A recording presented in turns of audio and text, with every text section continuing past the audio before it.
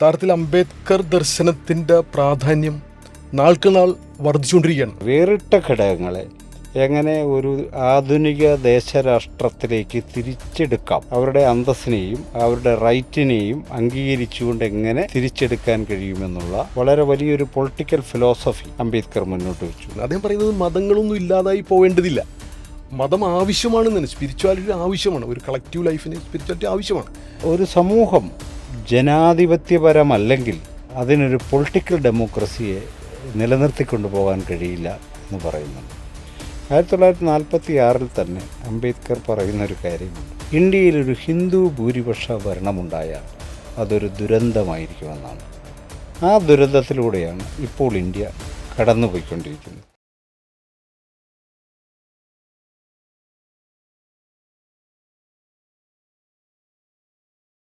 നമസ്കാരം.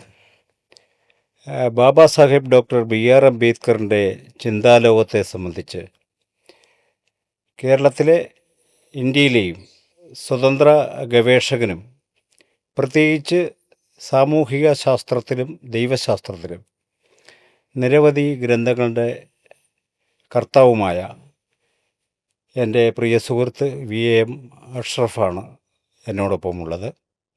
Baba Saheb doctor BR Ambedkar അദ്ദേഹത്തിൻ്റെ ജീവിതത്തിലുടനീളം ഇന്ത്യയെ സമഗ്രമായി പഠിക്കുവാനും ഇന്ത്യൻ സമൂഹത്തെ മാനവികതയിലേക്ക് നയിക്കുവാനും പരിശ്രമിച്ച മഹാവ്യക്തിത്വങ്ങളിൽ ഒരാളാണ്.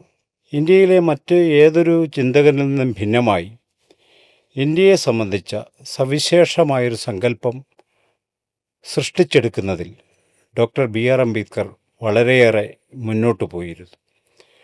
അതിൽ അദ്ദേഹത്തെ സഹായിച്ചത് സാമൂഹിക ശാസ്ത്ര പഠനത്തിൽ അദ്ദേഹം പുലർത്തിയ രീതിശാസ്ത്രമായിരുന്നു. 1916 അദ്ദേഹം കൊളംബിയ യൂണിവേഴ്സിറ്റിയിൽ അവതരിപ്പിച്ച പ്രബന്ധം ഇന്ത്യയിലെ ജാതികളെക്കുറിച്ചായിരുന്നു. ജാതികളോട് പ്രത്യേക മമത ഉണ്ടായിരുന്നത് കൊണ്ടല്ല ബാബാ സാഹേബ് അത്തരമൊരു വിഷയം തിരഞ്ഞെടുത്തത്. മറിച്ച് ലോകത്തിലെ പ്രാചീന സമൂഹങ്ങളെക്കുറിച്ച് നടന്ന ഒരു അന്താരാഷ്ട്ര നരവംശാസ്ത്ര സെമിനാറിലാണ് അദ്ദേഹം ഇന്ത്യയിലെ ജാതികളെ സംബന്ധിച്ച സവിശേഷതകൾ വിശദീകരിച്ചത്. അതിനുശേഷം അദ്ദേഹം ദീർഘമായി നടത്തിയ 2 പതിറ്റാണ്ടുകൾ നടത്തിയ അന്വേഷണങ്ങളും ഇടപെടലുകളും സമരങ്ങളും കൂടിയാലോചനകളും സംഘടനാ രൂപീകരണങ്ങളും പത്രപ്രവർത്തനങ്ങളും തുടങ്ങി ഒരു മനുഷ്യായുസ്സിൽ ചെയ്തു തീർക്കാവുന്ന നിരവധി കാര്യങ്ങളാണ് ബാബാ സാഹേബ് ചെയ്തു തീർത്തത്.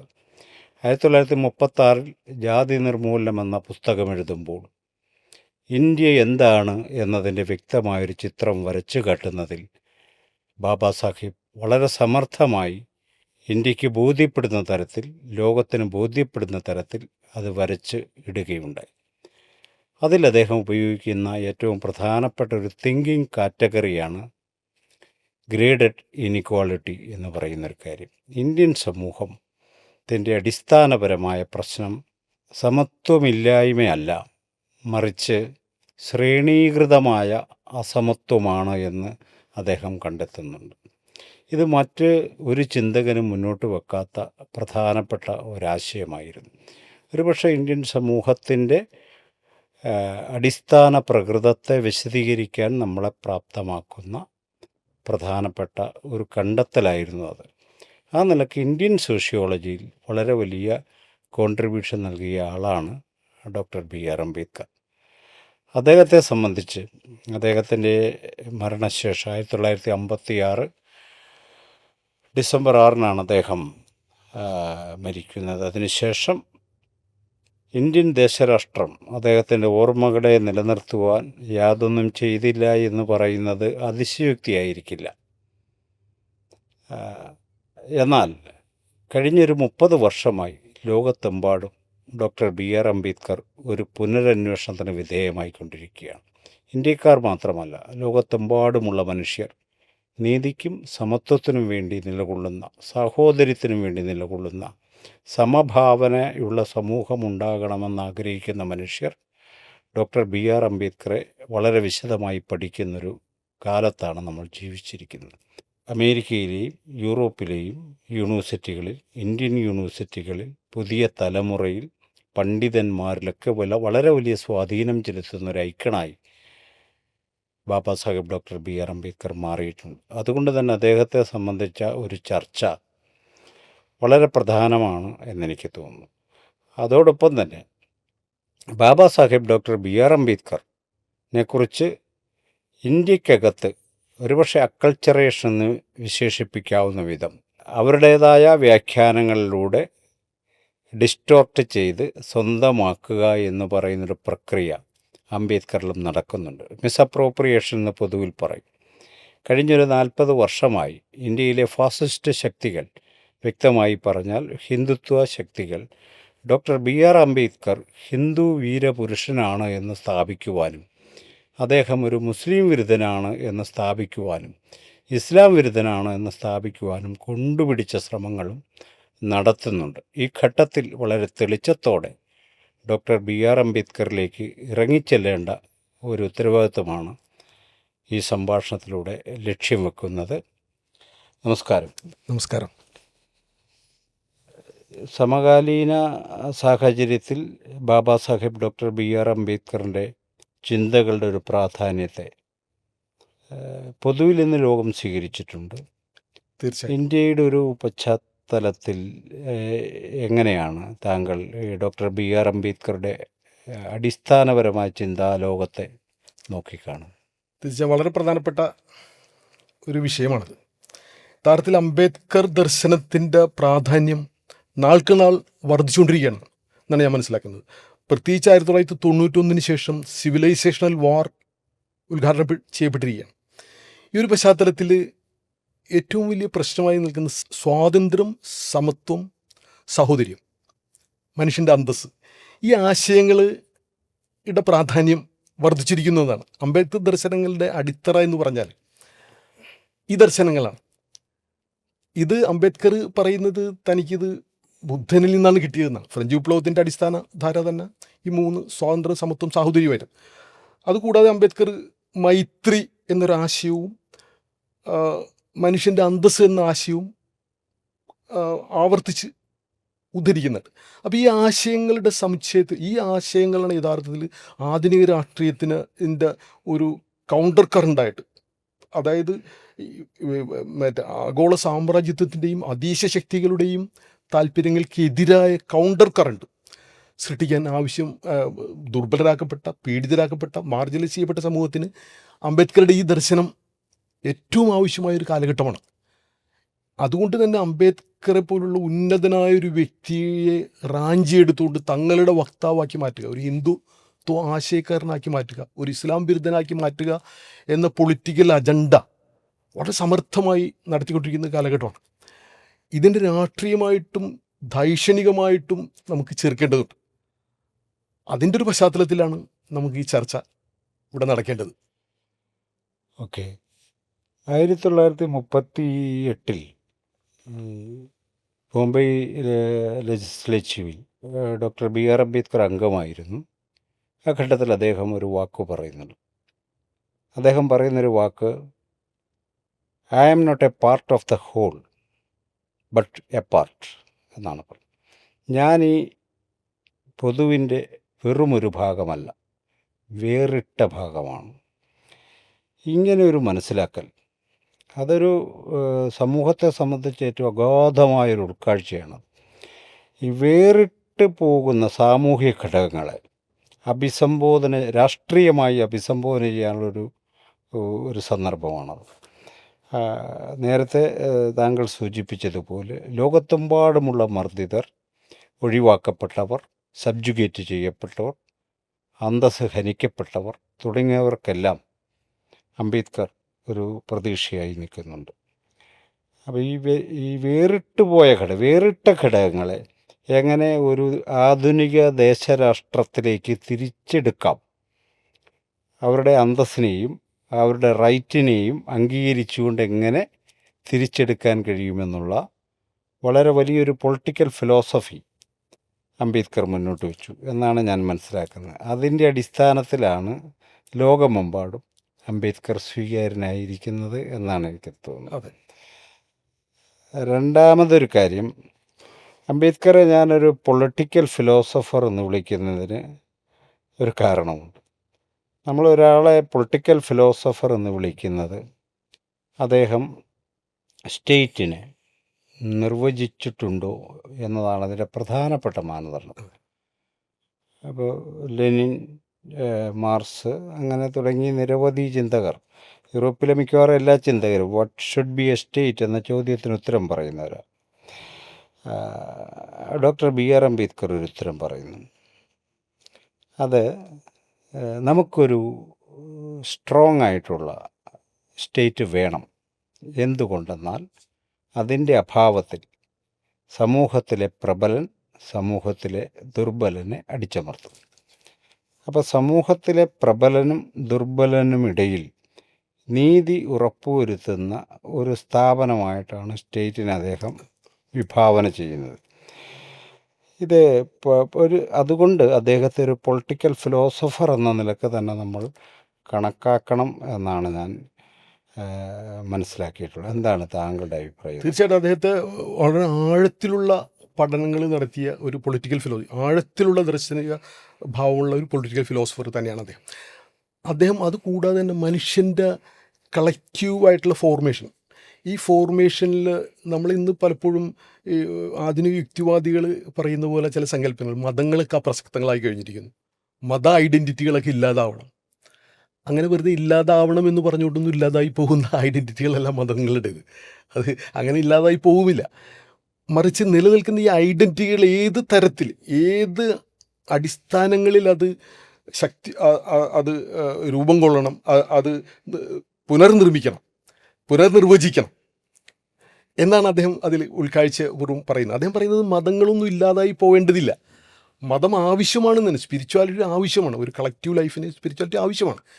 പക്ഷേ സമത്വവും സാഹോദര്യവും നീതിയും സ്വാതന്ത്ര്യവും മനുഷ്യൻ്റെ ഡിഗ്നിറ്റിയും അംഗീകരിക്കാത്ത മതങ്ങൾക്ക് ഒരു പ്രസക്തിയുമില്ല. ശ്രേണീകൃതമായ മതസങ്കല്പങ്ങൾ, ശ്രേണീകൃതമായ ജാതി പോലുള്ള ഘടനകൾ ഹിന്ദു മതത്തിലാണ് അത് വേരൂന്നിയതെങ്കിലും മറ്റു മതങ്ങളിലേക്കും അത് സ്വാഭാവികമായിട്ട് പടർന്നിട്ടുണ്ട്. അപ്പോൾ അത്തരത്തിലുള്ള ശ്രേണീകൃതമായ സമത്വ രാഹിത്യം അത് യഥാർത്ഥത്തിൽ മതത്തിൻ്റെ അന്തസ്സത്തെ തന്നെ നിഷേധിക്കുക. യഥാർത്ഥത്തിൽ അതൊരു മതത്തിൻ്റെ പേരിൽ നടക്കുന്ന കാപഢ്യങ്ങളാണ്, മതത്തിൻ്റെ സ്പിരിച്വാലിറ്റിക്കെതിരായ കലാപങ്ങളാണ്. അപ്പോൾ അതുകൊണ്ട് അംബേദ്കർ മതങ്ങളെ തന്നെ പുനർനിർമ്മിക്കാൻ ആവശ്യപ്പെട്ടിട്ടുണ്ട്. മതങ്ങൾ അദ്ദേഹം ക്രിറ്റിസിസത്തിന് വിധേയമാക്കിയത്, എല്ലാ മതങ്ങളെയും അദ്ദേഹം, ഇസ്ലാമും ഹിന്ദുമതവും ക്രിസ്തുമതവും ജൂതമതവും എല്ലാ മതങ്ങളെയും അദ്ദേഹം ക്രിറ്റിസിസത്തിന് വിധേയമാക്കിയിട്ട് നമുക്ക് മനസ്സിലാവും. പക്ഷെ അതിലെല്ലാം തന്നെ ഒരു അന്തർധാരയുണ്ട്. അത് നമ്മൾ കണ്ടെടുക്കുമ്പോഴാണ് നമുക്ക് മനുഷ്യൻ്റെ ഹ്യൂമൻ ഡിഗ്നിറ്റിയാണ് അദ്ദേഹം അതിന് പ്രാധാന്യം, സമത്വത്തിനാണ് അദ്ദേഹം, നീതിക്കാണ് അദ്ദേഹം പ്രാധാന്യം കൊടുത്തിരിക്കുന്നത്. ഈ തലത്തിൽ നിന്നിട്ടാണ് അദ്ദേഹം എല്ലാത്തിനെയും വിചാരണ ചെയ്യുന്നത്. ആ അടിസ്ഥാനത്തിൽ അംബേദ്കറുടെ ദർശനം ഈ കാലഘട്ടത്തിൽ ഇന്നത്തെ രാഷ്ട്രീയ ചിന്തകർ അവർ വായിച്ചിട്ട് സമകാലികമായിട്ട് അത് നിർവചിക്കണം. ഏതെല്ലാം പ്രശ്നങ്ങളാണ് നമ്മുടെ ഇപ്പം മതങ്ങൾ ഇപ്പം മതങ്ങളുടെ പേരിൽ സംഘടനകൾ രൂപം കൊള്ളുന്ന പൊളിറ്റിക്കൽ സംഘടനകളൊക്കെ ഉണ്ട്. പക്ഷേ ഇങ്ങനെ പൊളിറ്റിക്കലായിട്ടുള്ള സംഘടന പോലും സ്വയം തെറ്റാവണമെന്നൊന്നുമില്ല. എങ്ങനെയാണെങ്കിൽ അത് നീതിയുടെ അടിസ്ഥാനത്തിൽ, സമത്വത്തിൻ്റെ അടിസ്ഥാനത്തിലും പ്രാതിനിധ്യത്തിൻ്റെ അടിസ്ഥാനത്തിലും. അദ്ദേഹം പ്രാതിനിധ്യത്തിന് ഒരു ഐഡൻറ്റിറ്റി പൊളിറ്റിക്സിൽ പ്രാതിനിധ്യത്തിന് അദ്ദേഹം പ്രാധാന്യം കൊടുക്കുക. നിലവിലുള്ള സാഹചര്യം എന്താണെന്ന് വെച്ചാൽ ചില പ്രത്യേക വിഭാഗങ്ങളെ, ഒരു ന്യൂനപക്ഷം വരുന്ന സവർണ മേധാവികളുടെ മേധാവിത്വം മാത്രമാണ് ഇന്ത്യയുടെ ഡീപ്പ് സ്റ്റേറ്റിൻ്റെ ഭാഗമായിട്ട് അത് വർഷങ്ങളായിട്ട് അവർ തുടർന്നുകൊണ്ടിരിക്കുകയാണ്. ആരും ചോദ്യം ചെയ്യുന്നില്ല. അത് 47 മുതലുള്ള അവസ്ഥ അത് തന്നെയാണ്. അതിന് മെജോറിറ്റേറിയനിസം, ഹിന്ദു കമ്മ്യൂണൽ മെജോറിറ്റേറിയനിസമായി മാറുകയും അത് ഒരു പ്രത്യേക തരത്തിലുള്ള പ്രചാരണ യുദ്ധത്തിലൂടെ അവർ കമ്മ്യൂണൽ മെജോറിറ്റി ആധിപത്യം നേടുകയും ചെയ്യുന്നു എന്ന ആശങ്കയാണ് അംബേദ്കർ ആവർത്തിച്ചിട്ടുള്ളത്. അംബേദ്കറെ സംബന്ധിച്ചുള്ള അതെന്തെല്ലാം പഴുതുകൾ ഉപയോഗിച്ച് അടക്കാൻ കഴിയുമെന്ന് ആയിരുന്നു അദ്ദേഹത്തിൻ്റെ പ്രധാന അന്വേഷണങ്ങൾ, അദ്ദേഹത്തിൻ്റെ പൊളിറ്റിക്കൽ ആയിട്ടുള്ള അന്വേഷണങ്ങൾ അവിടെയാണ് നമ്മൾ കാണുന്നത്. പക്ഷേ അതേസമയത്ത് വളരെ നയപരമായിട്ട് അംബേദ്കർ ചിന്തകളെ റെലഗേറ്റ് ചെയ്തുകൊണ്ട്, പാർശ്വവൽക്കരിച്ചുകൊണ്ട് ഡീപ്പ് സ്റ്റേറ്റ് പിന്നീട് കാര്യങ്ങൾ പിടിച്ചെടുക്കുന്നതാണ് നമ്മൾ കാണുന്നത്. ഡീപ് സ്റ്റേറ്റിൻ്റെ അവസ്ഥ 1947 തുടർന്ന് ഡീപ് സ്റ്റേറ്റ് 2014 അത് ഒരു ആധിപത്യത്തിൻ്റെ രൂപത്തിൽ വരികയാണ്. ഈ കോൺഗ്രസ് ഭരിക്കുന്ന കാലത്തും ഡീപ് സ്റ്റേറ്റ് സവർണ മേധാവികളുടെ കൺട്രോളിൽ തന്നെയാണ്. പക്ഷെ അത് അവരൊരു ഒന്നും കൂടെ പിടിമുറുക്കുന്ന ഒരവസ്ഥയാണ് 2014 ശേഷം നമ്മൾ കാണുന്നത്. BJPയുടെ അവർ എന്നിട്ട് അംബേദ്കർ തന്നെ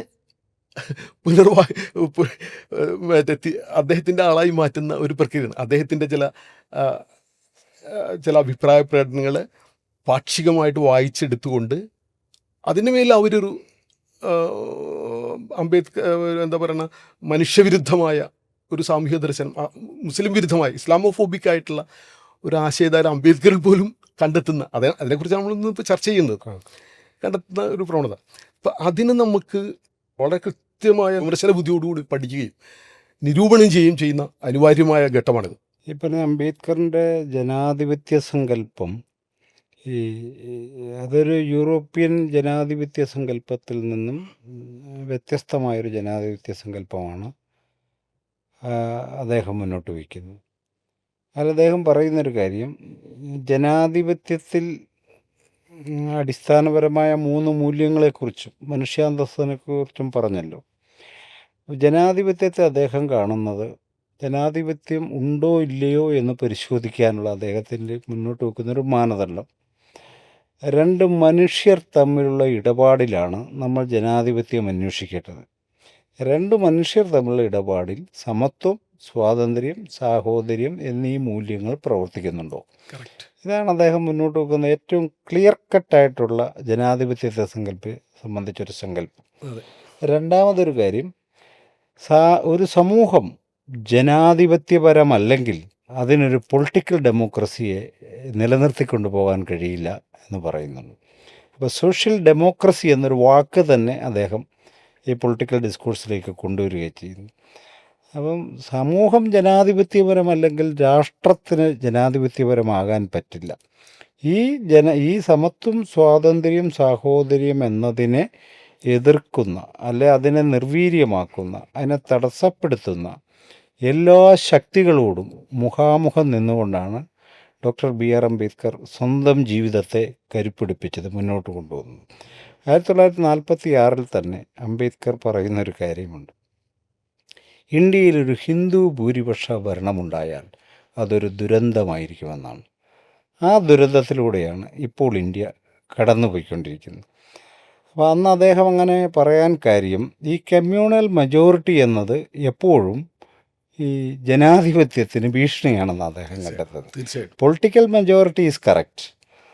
പൊളിറ്റിക്കൽ മെജോറിറ്റി ഇന്ന് മെജോറിറ്റി ആയിരിക്കാം, നാളെ അത് മൈനോറിറ്റി ആവും. തീർച്ചയായിട്ടും അതെപ്പോഴെങ്കിലും പൊളിഞ്ഞു പോകുന്നൊരു കാര്യമാണ്. പക്ഷേ ഈ കമ്മ്യൂണൽ മെജോറിറ്റി ഒരു സ്ഥിരം സംവിധാനമാണ്, അത് ഭയങ്കര ഭീഷണിയാണെന്ന് അദ്ദേഹം കണ്ടെത്തുന്നുണ്ട്.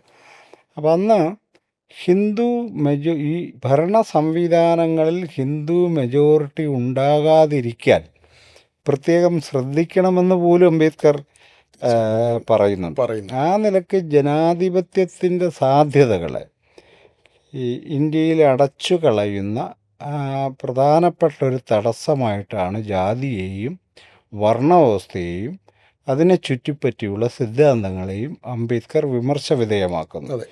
ജാതി നിർമൂലനത്തിൽ അദ്ദേഹം പറയുന്നുണ്ട്, ഞാനൊരു മതവിമർശനമല്ല നടത്തുന്നത്, ഹിന്ദുത്വം എന്നത് വിലക്കുകളുടെ തത്വശാസ്ത്രമാണ്, അതിനെയാണ് ഞാൻ എതിർക്കുന്നത് എന്ന് അദ്ദേഹം വ്യക്തമായും രേഖപ്പെടുത്തുന്നുണ്ട്.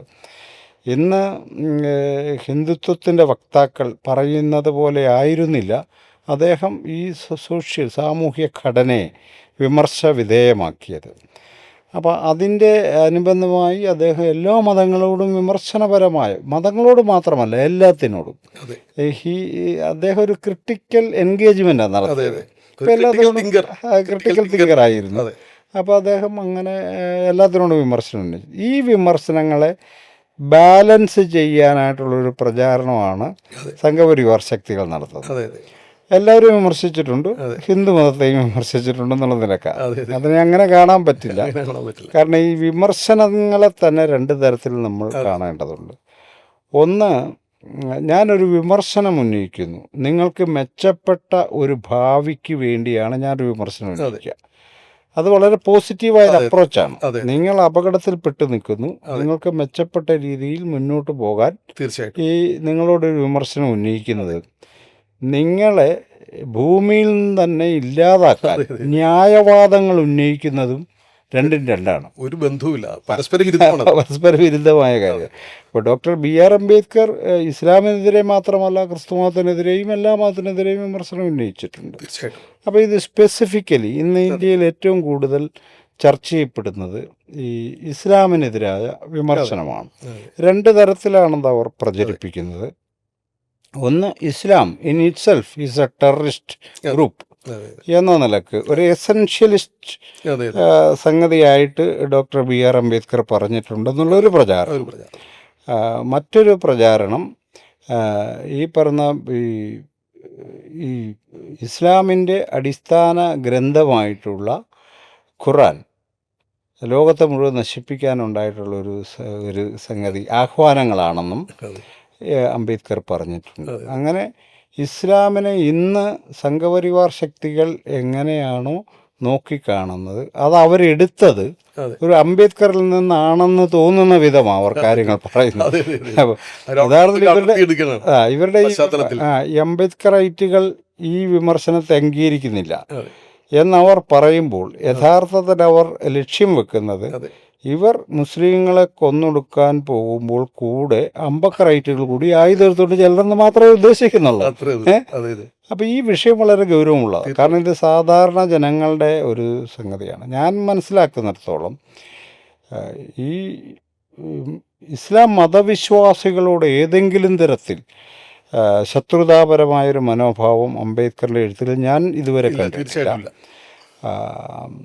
മറിച്ച് ഓരോ സമയത്തും എടുത്ത പൊസിഷൻസിനെ സംബന്ധിച്ച്, പൊളിറ്റിക്കൽ ഡിസിഷനെ സംബന്ധിച്ച്, അതിൻ്റെ ആചാരബദ്ധതയെ സംബന്ധിച്ചൊക്കെ വിമർശനം വെച്ചിട്ടുണ്ട്. അത് നമ്മൾ ഒന്നുകൂടി ക്ലാരിഫൈ ചെയ്യേണ്ടത് സമൂഹത്തിനത് ആവശ്യമുള്ളൊരു കാര്യമാണ്. നിങ്ങൾ കാര്യമായി ഈ മേഖലയിൽ വർക്ക് ചെയ്യുന്ന ഒരാളെന്ന നിലക്ക്, വർക്ക് ചെയ്യാന്ന് പറഞ്ഞാൽ ഞാൻ ഉദ്ദേശിച്ചത് ഗവേഷണപരമായി ഇടപെടുന്ന ആളെന്ന നിലക്ക്, ഈ അംബേദ്കർ ഒരു ഇസ്ലാം വിരുദ്ധനാണ് എന്ന വാദത്തെ താങ്കൾ എങ്ങനെയാണ് കാണുന്നത്? അംബേദ്കർ യഥാർത്ഥത്തിൽ ഇസ്ലാമിനെ 6 തരത്തിൽ വിമർശിച്ചിട്ടുണ്ട് എന്നാണ് ഞാൻ മനസ്സിലാക്കുന്നത്. എൻ്റെ ഒരു അന്വേഷണം എന്നെ ബോധ്യപ്പെടുന്നത്. ഞാൻ അംബേദ്കറുടെ കൃതികൾ ഒരുപാട് വായിച്ചിട്ടുണ്ട്, മിക്കവാറും എല്ലാം തന്നെ വായിച്ചിട്ടുണ്ട്. അത് പ്രത്യേകിച്ച് ഈ ഒരു സ്പെസിഫിക് ആസ്പെക്റ്റിൽ അംബേദ്കറും ഇസ്ലാമും എന്നുള്ളൊരു പരിപ്രേക്ഷ്യത്തിൽ തന്നെ ഞാൻ പ്രത്യേകമായ ശ്രദ്ധയോട് 2013 മുതലെങ്കിലും വായിച്ചിട്ടുണ്ട്. അപ്പോൾ എനിക്ക് മനസ്സിലാവുന്നത് അംബേദ്കർ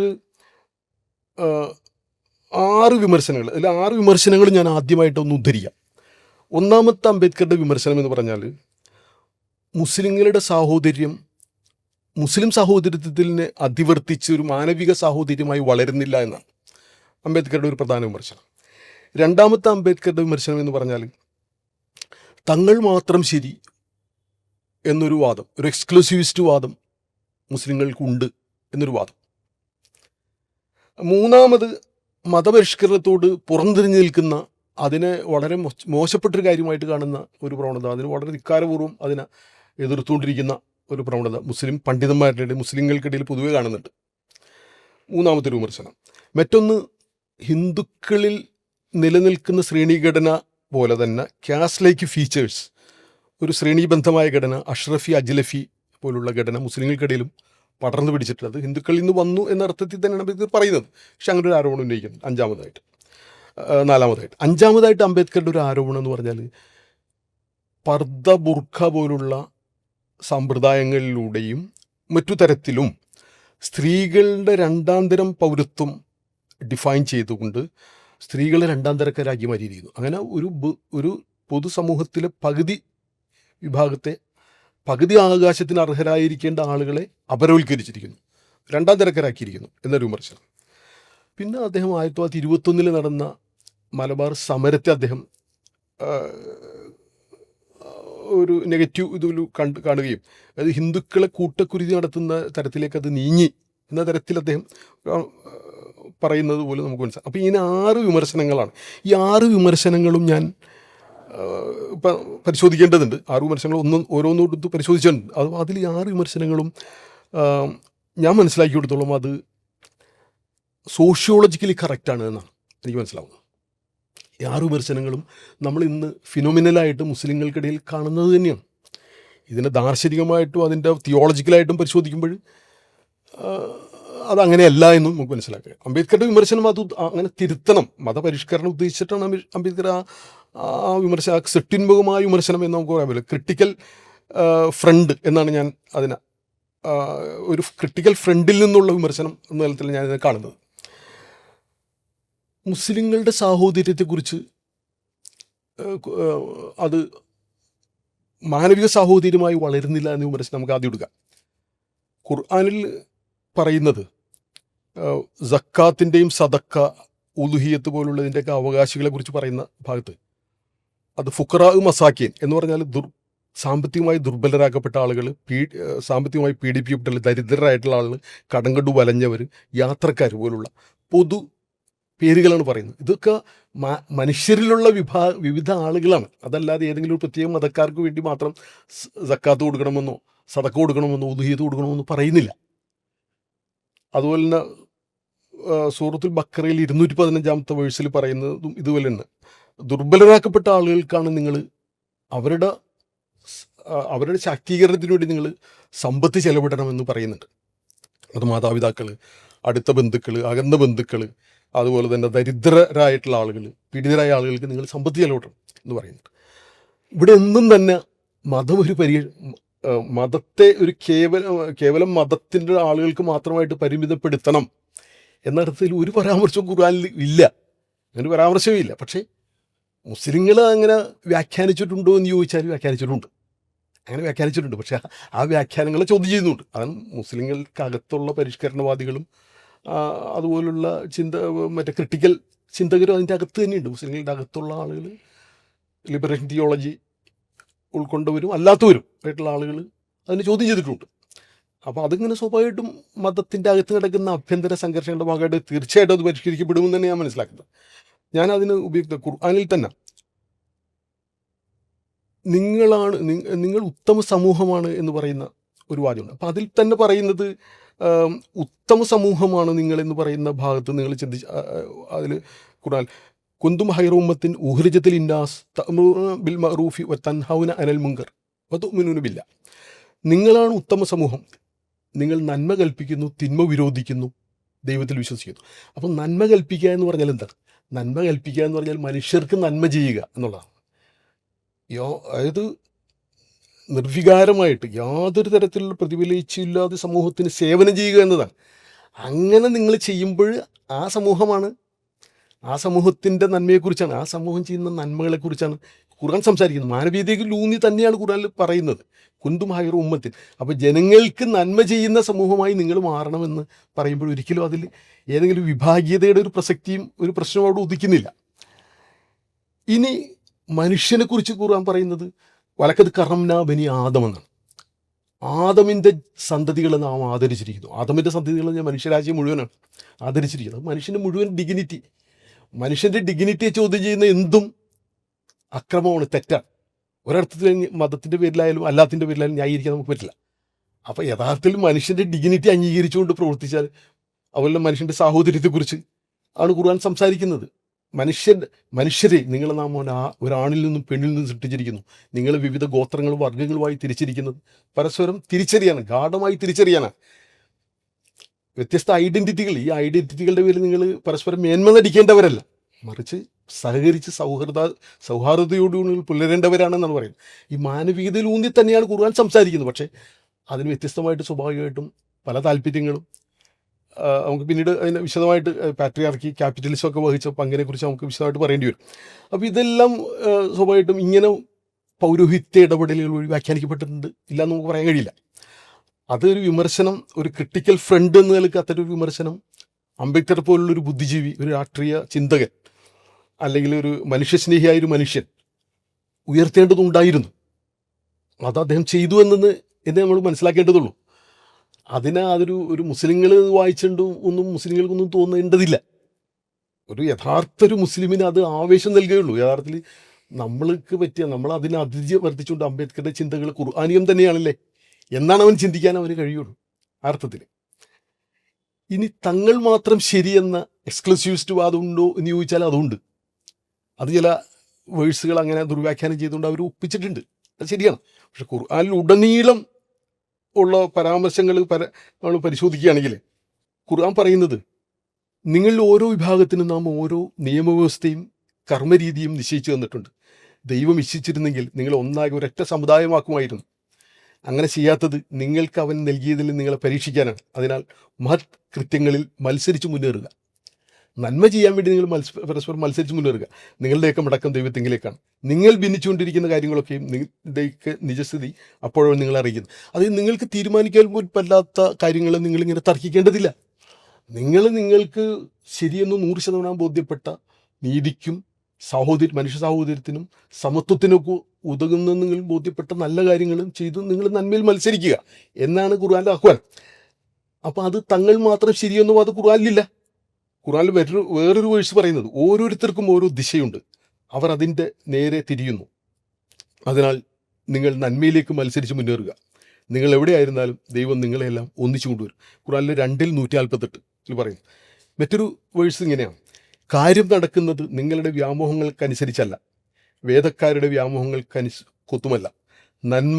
തിന്മ ചെയ്യുന്നവത് ആരായാലും അതിൻ്റെ ഫലം അവന് ലഭിക്കും. ദൈവത്തെ കൂടാതെ അതിൻ്റെ ഫലം ഒരു രക്ഷകനെയും സഹായിയെയും അവന് കണ്ടെത്താനാവില്ല. 4:123 പറയും. 4:124 പറയണം: ആണായാലും പെണ്ണായാലും വിശ്വാസിയായി സൽക്കർമ്മങ്ങൾ ചെയ്യുന്നവൻ സ്വർഗത്തിൽ പ്രവേശിക്കും. അവരാരോടും ഒട്ടും അനീതി ഉണ്ടാവില്ല. അപ്പം ഒരർത്ഥത്തിലും ഒരു സൂപ്പർലേറ്റീവായിട്ടുള്ള ഒരു എക്സ്ക്ലൂസീവ് മതസങ്കല്പം ഖുർആനിലില്ല യഥാർത്ഥത്തിൽ. പക്ഷെ ചില വേഴ്സുകൾ പശ്ചാത്തലത്തിൽ അടർത്തിയെടുത്തുകൊണ്ട് അങ്ങനെ വ്യാഖ്യാനിച്ചിട്ടുണ്ടെന്നുള്ള സത്യമാണ്. ആ അർത്ഥത്തിൽ അംബേദ്കറുടെ വിമർശനം ന്യായമാണ്. അത് മുസ്ലിങ്ങൾ അതിനെ അതിവർത്തിക്കണം, അതിനെ ഔട്ട്ഗ്രോ ചെയ്യണം എന്നാണ് എനിക്ക് പറയാനുള്ളത് അതിന് സംബന്ധമായിട്ട്. ഇനി മതപരിഷ്കരണത്തോട് പുറംതിരിഞ്ഞു നിൽക്കുന്നു എന്ന് അംബേദ്കറുടെ വിമർശനവും ന്യായം തന്നെയാണ്. ഒരു അസ്തിത്വ ഭയം, ഇന്ത്യയിൽ ഇപ്പം ഇന്ന് അസ്തിത്വ ഭയവും ആയിട്ടാണ് മുസ്ലിം നേതാക്കന്മാരെ അതിനെ ന്യായീകരിച്ചുകൊണ്ടിരിക്കുന്നത്. ഇങ്ങനെ പരിഷ്കരണത്തോടുള്ള അതിനെ അവർ സ്വയം ന്യായീകരിക്കുന്നത്. അതായത് അവർ പറയുന്നൊരു പൊസിഷൻ ഇതാണ്: വീട് നമ്മളെങ്ങനെ പെയിൻ്റ് അടിക്കും, വീട് തന്നെ പൊളിക്കാനായിട്ടൊരു ജനാരവും ഇങ്ങോട്ട് വരുമ്പോൾ എന്നുള്ള ഒരു ദുർന്യായമാണ്. ഞാനൊരു ദുർന്യായം തന്നെയാണ് പറയുന്നത്. യഥാർത്ഥത്തിൽ യാഥാസ്ഥിതികത്വം തന്നെയാണ് ഉള്ളിൻ്റെ ഉള്ളിലുള്ളൊരു യാഥാസ്ഥിതികത്വത്തിൻ്റെ ബേസ് എന്ന് പറഞ്ഞാൽ പാട്രിയാർക്കിയും ക്യാപിറ്റലിസമാണ്. നമ്മൾ മനസ്സിലാക്കുക, നമ്മൾ അംഗീകരിക്കാതെ തരവില്ലത്. അപ്പോൾ ഇത് അങ്ങനെ അത് തന്നെയാണ്. എന്നാൽ പല മുസ്ലിം നാടുകളിലും പല പരിഷ്കരണങ്ങളും നടന്നുകൊണ്ടിരിക്കുന്നുണ്ട്. മലേഷ്യയിൽ ഉണ്ട്, തുനീഷ്യയിൽ, സൗദി അറേബ്യയിൽ, ഇന്തോനേഷ്യയിൽ, മൊറോക്കോയിലൊക്കെ ഒരുപാട് പരിഷ്കരണങ്ങൾ ഇപ്പം നടക്കുന്നുണ്ട്. അംബേദ്കർ ഇത് പറയുന്ന കാലത്തും നടക്കുന്നുണ്ടായിരുന്നു പല പരിഷ്കരണങ്ങളും. അവർ പരിഷ്കരണങ്ങളിൽ പലരും പല രാജ്യങ്ങളും മുന്നോട്ട് പോയപ്പോൾ പോലും ഇന്ത്യൻ മുസ്ലിം പണ്ഡിതന്മാർ അതിനെ പുറംതിരിഞ്ഞു നിൽക്കുന്ന ഒരു സമീപനം എടുത്തിരുന്നു എന്നുള്ളത് സത്യമാണ്. ആ അടിസ്ഥാനത്തിൽ അംബേദ്കറുടെ വിമർശനം ഇന്നും സാർത്ഥകമാണ്, ന്യായമാണ് എന്നാണ് ഞാൻ പറയുന്നത്.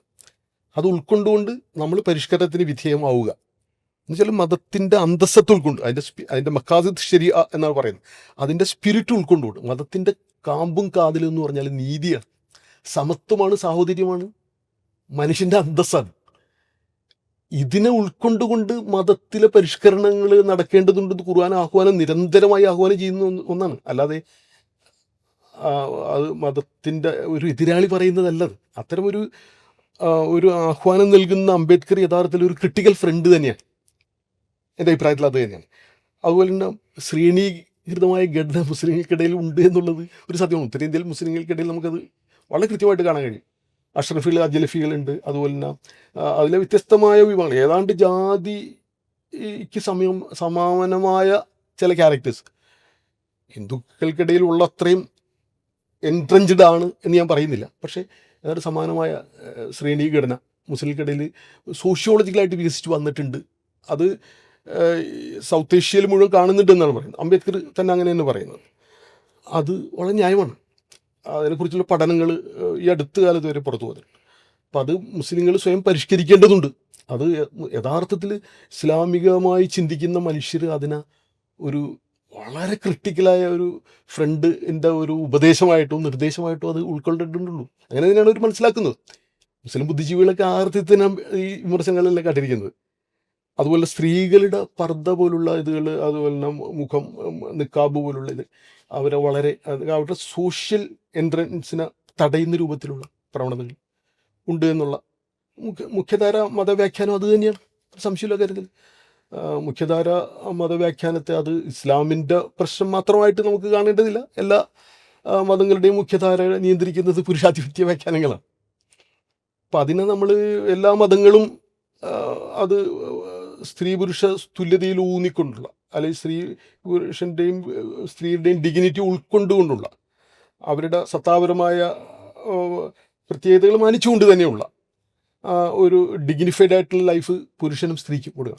ഒരു രാഷ്ട്രീയമായ നേതൃത്വം പോലും അന്യമായ ഒരു അവകാശമല്ല ഖുർആനിൽ. ഖുർആൻ തന്നെ അതിനെക്കുറിച്ച് സഭയിലെ രാജ്ഞിയെക്കുറിച്ചുള്ളൊരു കഥനം ഒരു അധ്യായത്തിൽ വളരെ വിശദമായിട്ട് തന്നെ പരാമർശിക്കുന്നുണ്ട്. വളരെ അപ്പോൾ അതിലൊന്നും തന്നെ അതുപോലെ തന്നെ നബി പറഞ്ഞായിട്ടുള്ളൊരു വചനമുണ്ട്. സൻആ മുതൽ ഹദറമൗത്ത് വരെ ഒരു സ്ത്രീക്ക് ഒറ്റയ്ക്ക് യാത്ര ചെയ്യുന്നൊരു കാലമായിരിക്കും ഉദാത്തമായ കാലം. അംബേദ്കർ ഒരിക്കൽ പറഞ്ഞത് ഇങ്ങനെയാണ്: ഒരു സമൂഹത്തിൽ സ്ത്രീക്ക് എത്ര മാന്യത കൊടുക്കുന്നോ അത്രയുമാണ് ആ സമൂഹത്തിൻ്റെ മഹത്വം എന്നാണ്. ഏതാണ്ട് അതിനോട് സമാനമായൊരു വാചകം വളരെ വർഷങ്ങൾക്ക് മുമ്പ്, 1400 വർഷങ്ങൾക്ക് മുമ്പ് നബി പറഞ്ഞതാണ്. അതായത് ആ ഒരു സ്ത്രീക്ക് യാതൊന്നിനെയും ഭയപ്പെടാതെ ഒറ്റയ്ക്ക് യാത്ര ചെയ്യാൻ കഴിയുന്നൊരു കാലം ആ കാലഘട്ടത്തിൽ ഉണ്ടായിട്ടില്ല, പിൽക്കാലത്തും ഉണ്ടായിട്ടില്ല. നമ്മൾ പിൽക്കാലത്തും ലോകത്തും നമ്മളങ്ങനെ അങ്ങനൊരു കാലഘട്ടം നമ്മൾ എൻവിസേജ് ചെയ്യുന്നു എന്നേ ഉള്ളൂ, ഐഡിയലായിട്ടുള്ളൊരു സിറ്റുവേഷൻ. പക്ഷേ അതിന് അവൾക്ക് അവകാശമുണ്ട് എന്ന വിമർശനം അംബേദ്കർ ഉന്നയിച്ചത് വളരെ ന്യായമാണ്. തീർച്ചയായിട്ടും പാട്രിയാർക്കികളെല്ലാം സ്ത്രീവിരുദ്ധമായിട്ടുള്ള വ്യാഖ്യാനങ്ങളൊക്കെ തിരുത്തപ്പെടണം. അതെല്ലാം തിരുത്തപ്പെടും.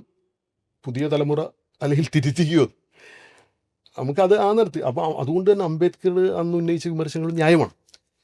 അതേസമയത്ത് അംബേദ്കർ 921 സംബന്ധിച്ചിട്ടുള്ള പറഞ്ഞതിനെ സംബന്ധിച്ചാണ് എനിക്ക് ചെറിയ വിമർശനങ്ങളുള്ളത്. അംബേദ്കറെക്കുറിച്ചും ഒരു വിമർശനം. അംബേദ്കറിൽ നിന്നും നമ്മൾ മുന്നോട്ട് പോകണം എന്നുള്ള ഒരു ആശയമാണ് നമുക്കത്. അംബേദ്കർ തന്നെ ഈ സമത്വവും സാഹോദര്യത്തിൻ്റെയും നീതിയുടെയും വക്താവാണല്ലോ. ആ അർത്ഥത്തിൽ യഥാർത്ഥത്തിൽ മലബാറിൽ നടന്ന സമരം ഒരു ഹിന്ദു വിരുദ്ധമായൊരു സമരമാണ് എന്നത് വായന പാക്ഷികമാണ് എന്നാണ് എൻ്റെ വിമർശനം. അത് അംബേദ്കറോടുള്ള എൻ്റെ വിമർശനമാണ്. അത് സംബന്ധിച്ചിട്ട് അംബേദ്കറെ സംബന്ധിച്ചിടത്തോളം അങ്ങനെ പറയാനുള്ള പശ്ചാത്തലങ്ങൾ എന്താണ് എന്ന് സണ്ണി ഒരു പക്ഷെ വിശദീകരിക്കുമായിരിക്കാം. അന്ന് 2337 പേരെ വധിക്കുക. ഒഫീഷ്യൽ റെക്കോർഡ് അനുസരിച്ച് 2337 മാപ്പിളമാരെ ബ്രിട്ടീഷ് പട്ടാളം കൊന്നു. 45,404 മാപ്പിളമാരെ ബ്രിട്ടീഷ് പട്ടാളം അറസ്റ്റ് ചെയ്ത് 10,000-ഓളം പേരെ കാണാതായി എന്ന് പറഞ്ഞു കഴിഞ്ഞാൽ, കാണാതായി എന്നാണ് ഒഫീഷ്യൽ രേഖകളിലുള്ളത്, കൊന്നു. അപ്പോൾ ഏതാണ്ട് 100,000-ലേറെ ആളുകളെ ബാധിച്ച ഒരു കലാപമായിരുന്നു മുസ്ലിം ഭാഗത്തു നിന്ന്. അത്രയും ആളുകൾക്ക് ആൾനാശം, അല്ലെങ്കിൽ ഒരർത്ഥത്തിൽ അവർ സമൂഹത്തിൽ നിഷ്കാസിതരായിട്ട് അവർക്ക് വേണ്ടി സംസാരിക്കാൻ പോലും ആളുണ്ടായിരുന്നില്ല. അവരുടെ വെർഷൻ കേൾക്കാനും ഒരു പശ്ചാത്തലമില്ലാത്തൊരു കാലമാണ്. ബ്രിട്ടീഷ് ഭരണമാണ്, ബ്രിട്ടീഷ് വിരുദ്ധ സമരമാണെന്ന് മനസ്സിലാക്കണം. ബ്രിട്ടീഷുകാരെ അടിച്ചമർത്തി, അവരുടെ ഗൂർഖ പട്ടാളത്തെ ഉപയോഗിച്ച് അടിച്ചമർത്തി സമരമാണ്. അപ്പോൾ അതിനെ സംബന്ധിച്ചിട്ട് വേണ്ടത്ര ഉൾക്കാഴ്ചയോടെ അംബേദ്കർ കണ്ടിട്ടില്ല എന്നൊരു വിമർശനം ആണ് എനിക്ക് അത് സംബന്ധിച്ച് ഉള്ളത്. മറ്റു എല്ലാ അംബേദ്കർ വിമർശനങ്ങളെയും ന്യായമാണെന്ന് പറയുന്ന അതേ സ്ഥലത്തിൽ തന്നെ എനിക്ക് ഇതിനെ ഒരു വിമർശനപരമായിട്ട് സമർപ്പിക്കേണ്ടതുണ്ട്.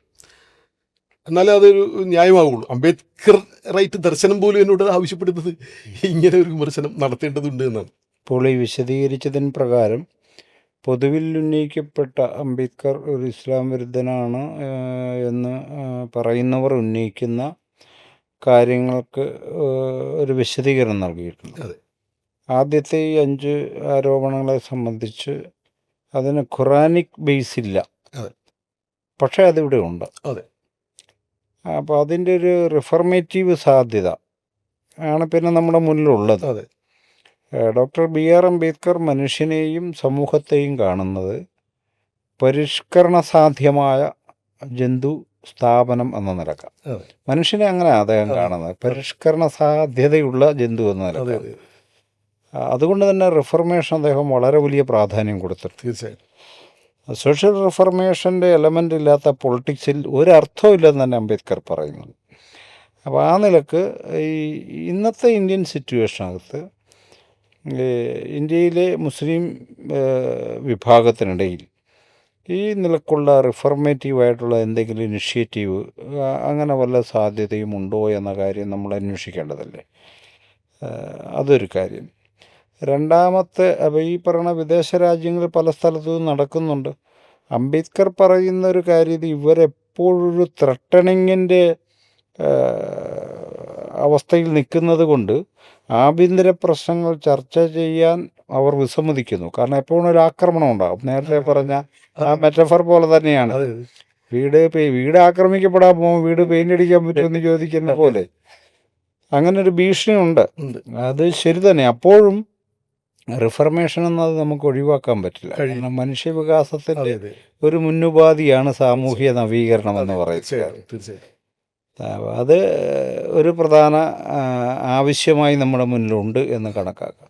രണ്ടാമത് ഒരു കാര്യം, ഈ പറയുന്ന ഈ 21 മലബാർ കലാപവുമായി ബന്ധപ്പെട്ട അംബേദ്കറിൻ്റെ അഭിപ്രായ പ്രകടനങ്ങളാണ്.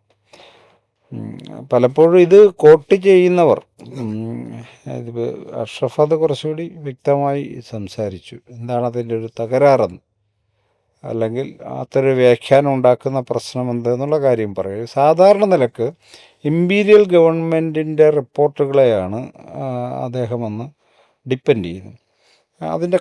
അത് തന്നെ കോട്ട് ചെയ്യുന്നുണ്ട്.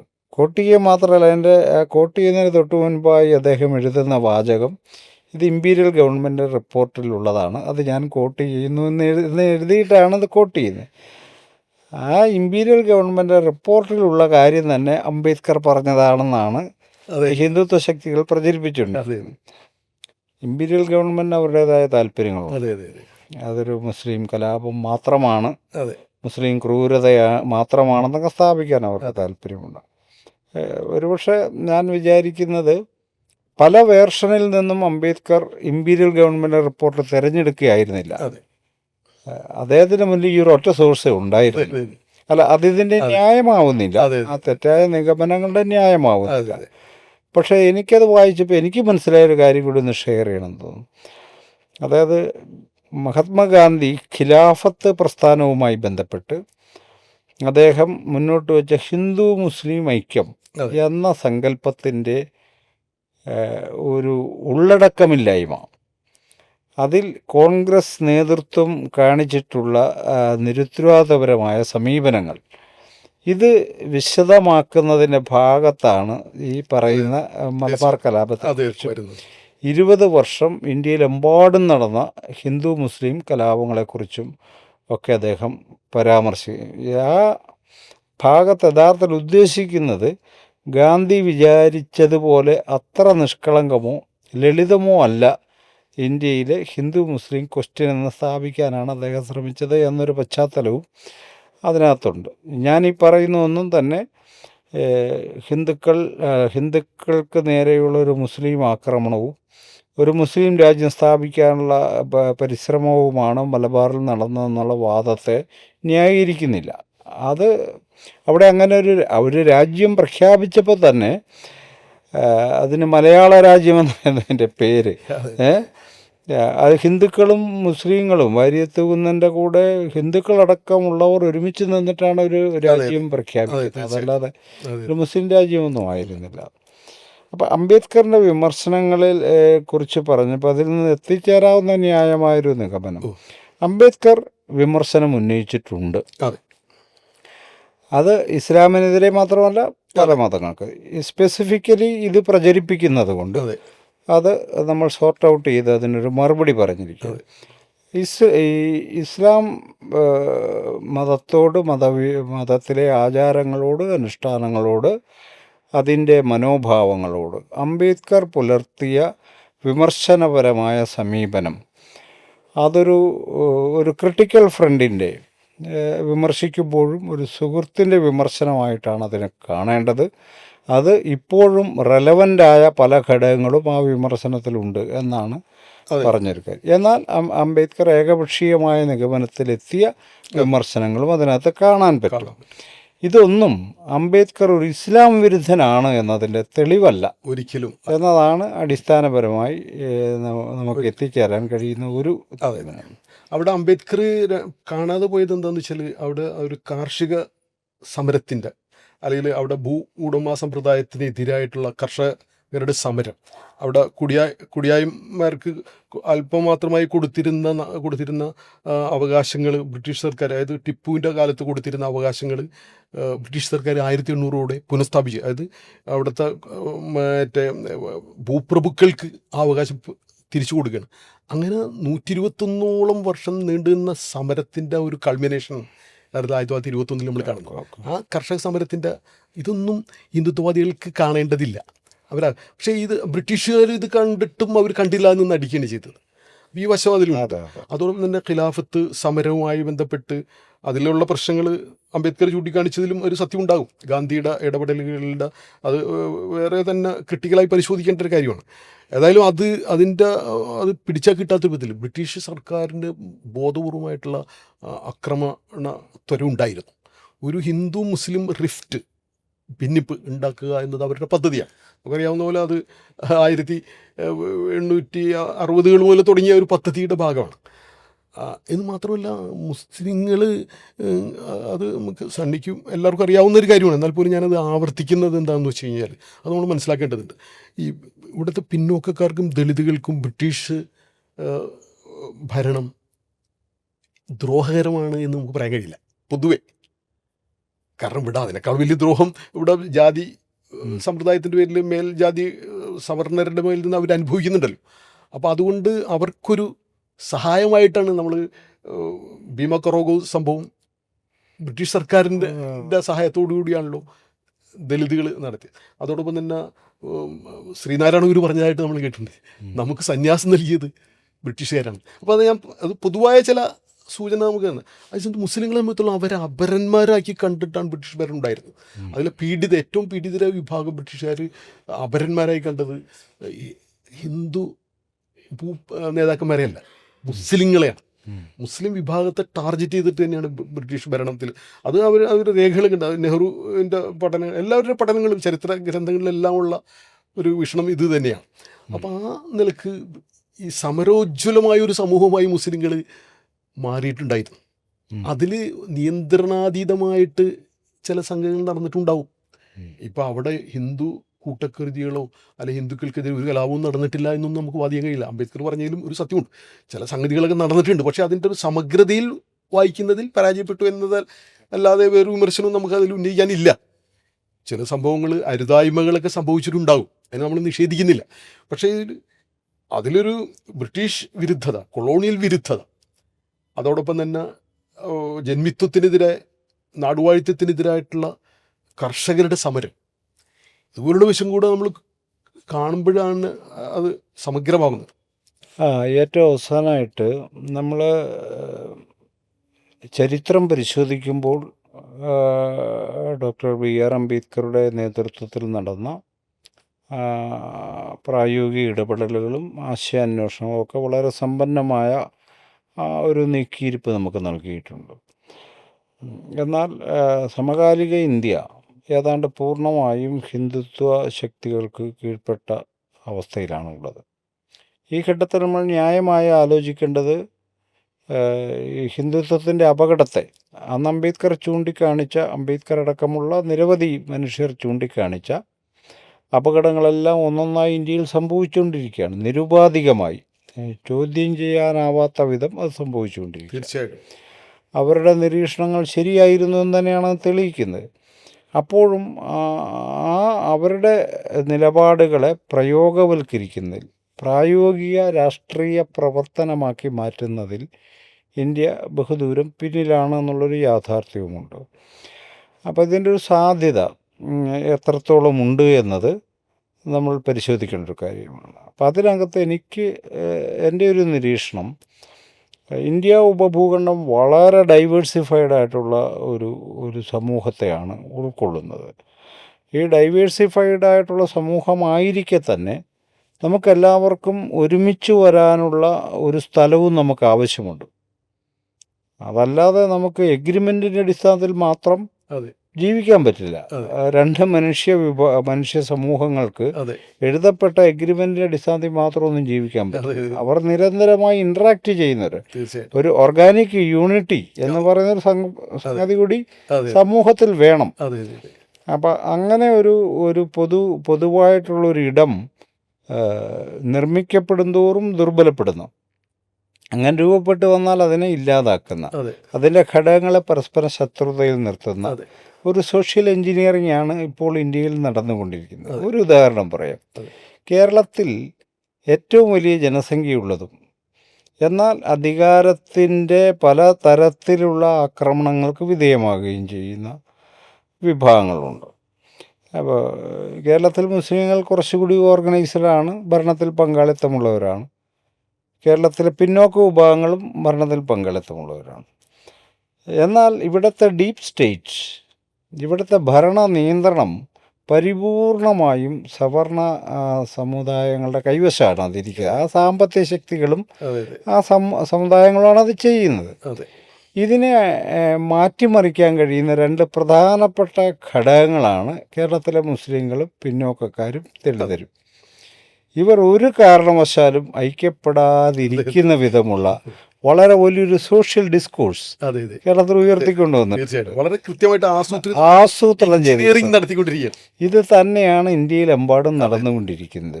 അപ്പം ഇതിനെ ബോധപൂർവം മനസ്സിലാക്കിക്കൊണ്ടുള്ള ഒരു ഇടപെടൽ അതെ അതെ നമുക്കുണ്ടായാൽ മാത്രമേ അംബേദ്കർ വിഭാവന ചെയ്ത ഒരു ജനാധിപത്യ ഇന്ത്യയിലേക്ക് നമുക്ക് കാലെടുത്ത് വെക്കാൻ കഴിയും വെക്കാൻ കഴിയും. എന്ന് ഞാൻ വിചാരിക്കുന്നു.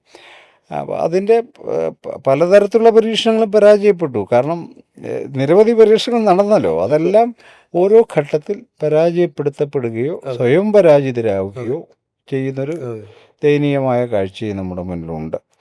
അപ്പോൾ ഇത്തരമൊരു ഘട്ടത്തിൽ ഈ സാമൂഹ്യ ശക്തികളെ ഒരു കാലത്തും ഐക്യപ്പെടാത്ത വിധം ശത്രുതയിൽ നിർത്തുന്ന ഈ ഹിന്ദുത്വ രാഷ്ട്രീയ പ്രചാരകരോട്, ഹിന്ദുത്വത്തിൻ്റെ വക്താക്കൾ എന്ന വ്യാജേന ഈ പ്രചാരണം ഏറ്റെടുത്തിട്ടുള്ള ശക്തികളോട് എന്താണ് അഷ്റഫിന് പറയാനുള്ളൊരു കാര്യം? അതൊരു മുസ്ലിം അപരൻ, അതായത് എല്ലാവരെയും ഐക്യപ്പെടുത്താൻ ഈ വിവിധ ഹിന്ദു വിഭാഗങ്ങളായിട്ട് അറിയപ്പെടുന്ന വിഭാഗങ്ങളൊക്കെ തന്നെ യൂണിഫൈ ചെയ്യാൻ വേണ്ടി ഒരു മുസ്ലിം അപരന് പ്രതിസ്ഥാനത്ത് തീർത്തുകയാണ്. എന്തെങ്കിലും ചെറിയ മുസ്ലിങ്ങളെ ഇൻവോൾവ് ചെയ്ത് ഏതെങ്കിലും കേസൊക്കെ ഉണ്ടായി കഴിഞ്ഞാൽ അത് മാഗ്നിഫൈ ചെയ്യുക, അതിങ്ങനെ പർവ്വതീകരിക്കുക. അതോടൊപ്പം തന്നെ ഇല്ലാത്ത പ്രശ്നങ്ങൾ ഫാബ്രിക്കേറ്റ് ചെയ്യുക, കൃത്രിമമായിട്ട് ഡിസ്ഇൻഫർമേഷൻ, മിസ്ഇൻഫർമേഷൻ. അതായത് മിസ്ഇൻഫർമേഷൻ എന്ന് പറഞ്ഞാൽ നമ്മൾ അറിയാതെ വ്യാപിപ്പിക്കുന്നത്. ഡിസ്ഇൻഫർമേഷൻ എന്ന് പറഞ്ഞിട്ട് മറ്റൊരു പ്രക്രിയ കൂടി നടക്കുന്നുണ്ട്. ഈ മുസ്ലിം അപരവൽക്കരണത്തിലൂടെ ഇസ്ലാമോഫോബിയ നിർമ്മിക്കുക. ഇസ്ലാമോഫോബിയയിലൂടെയാണ് ഇന്ത്യയിലും കേരളത്തിലെയും ഇതിൻ്റെ ഹിന്ദുത്വ പൊളിറ്റിക്സിൻ്റെ ഡൈനാമിക്സ് അതിൻ്റെ ചാലകശക്തിയായിട്ട് പറയുക. ഈ ദളിതുകളെയൊക്കെ തന്നെ ഇതിൽ ഐക്യപ്പെടുത്താൻ അവർക്ക് കഴിയുന്നുണ്ട് എന്നത് ഏറെക്കുറെ, ഞാൻ മുഴുവനായിട്ടെന്നുള്ള കുറേ ആളുകളൊക്കെ അതിൽ ആ നിലക്ക് അവരുടെ കൂടെ സഞ്ചരിക്കാൻ അവരെ ഒപ്പം കൂട്ടിച്ചേർക്കാൻ അവർക്ക് കഴിയുന്നുണ്ട് എന്ന് നമുക്ക് നിഷേധിക്കാൻ കഴിയില്ല. അപ്പോൾ അതിന് വളരെ സമർത്ഥമായിട്ട് യഥാർത്ഥത്തിൽ അംബേദ്കർ ഉന്നയിച്ച ഈ ആശയങ്ങൾ തന്നെ നമ്മൾ വീണ്ടും വീണ്ടും ശക്തമായിട്ട് ഉന്നയിക്കണം എന്നാണ് എനിക്ക് തോന്നുന്നത്. ഹിന്ദുത്വരോട് എനിക്ക് 3-4 ചോദ്യങ്ങൾ ചോദിക്കാനുണ്ട്.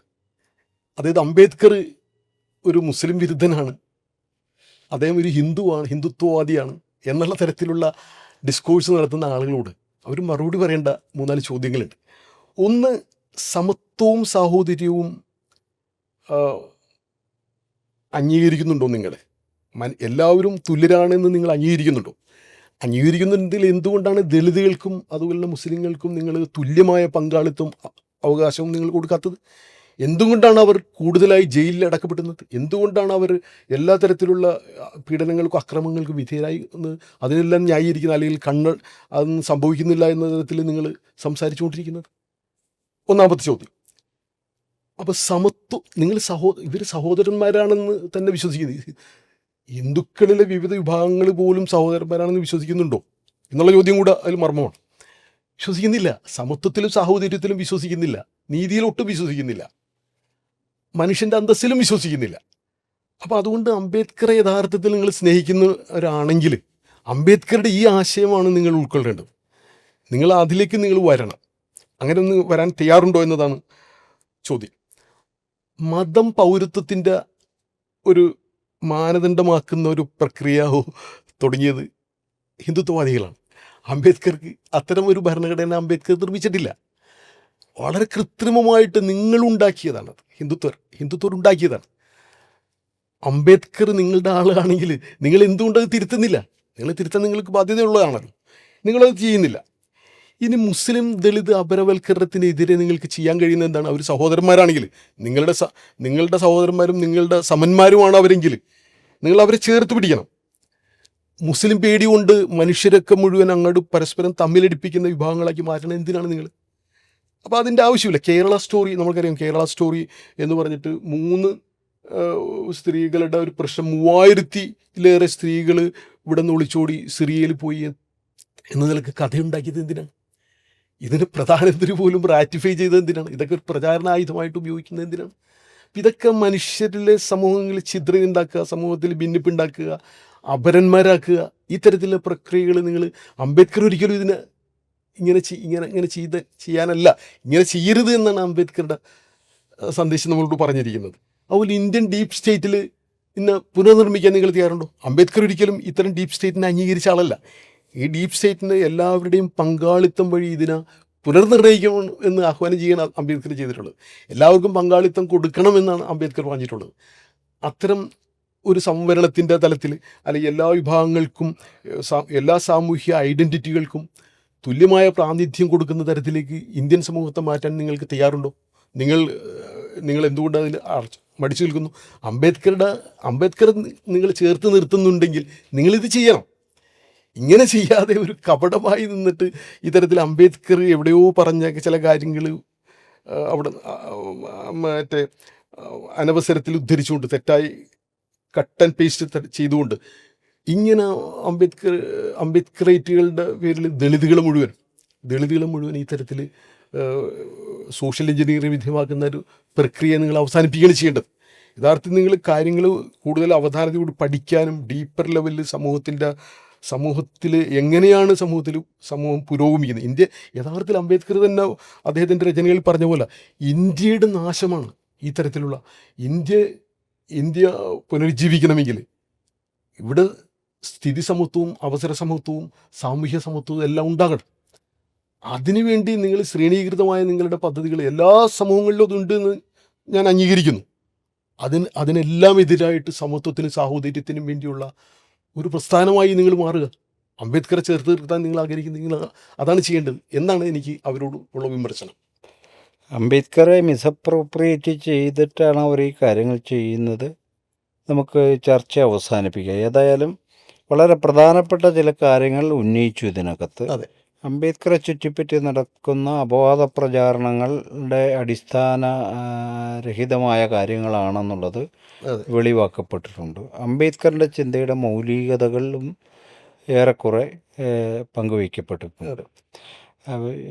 ഇന്ത്യയിൽ ഇപ്പോൾ കാണുന്ന പുറമേയുള്ള വലിയൊരു യൂണിറ്റിയും അടിത്തട്ടിൽ വലിയ ശിഥിലീകരണമാണ് ഇന്ത്യക്കകത്ത് സംഭവിച്ചുകൊണ്ടിരിക്കുന്നത്. ഇന്ത്യയിലെ ജനങ്ങളും സമൂഹവും മനുഷ്യൻ തന്നെയും ഡിസിൻറ്റഗ്രേറ്റ് ചെയ്യപ്പെടുന്ന വിധം, ഡിസ്റ്റോർട്ട് ചെയ്യപ്പെടുന്ന ഒരു പ്രത്യശാസ്ത്ര പരിസരമാണ് ഇപ്പോൾ ഇന്ത്യക്കുള്ളത്.